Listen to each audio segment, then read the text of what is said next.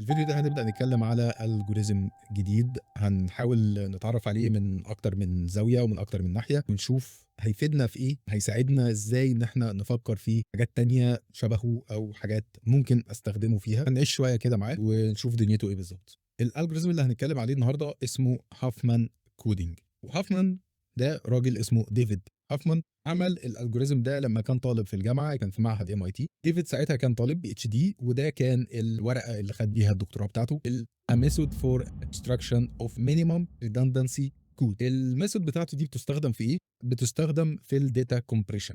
يعني الشغل اللي هو عمله ده كان تحت فرع من فروع الكمبيوتر اسمه داتا كومبريشن. داتا كومبريشن ده اللي هو انا بضغط فيه الداتا. اشهر حاجه عندنا الزب ده كلنا غالبا اتعاملنا مع الفايلز المضغوطه بشكل او باخر، بيبقى مجموعه ملفات او فايل واحد بيتحطوا فيه ملف واحد مضغوط، بيقلل حجم الملفات دي نسبيا. في برضو عندنا الGPG، الBNG، الصور، والMP3، الاوديو فايلز وغيرها. الفايلز دي جواها في نوع من انواع الهافمان كود ولو في حته منها. يعني الهافمان كود مش هو اللي مستخدم في الفايل بالكامل، ممكن يكون مستخدم في جزء من الفايل ده. اثناء تكوين الفايل بنعمل كذا حاجه، ففي جزء من الفايل ده بنلجأ للهافمان كودينج.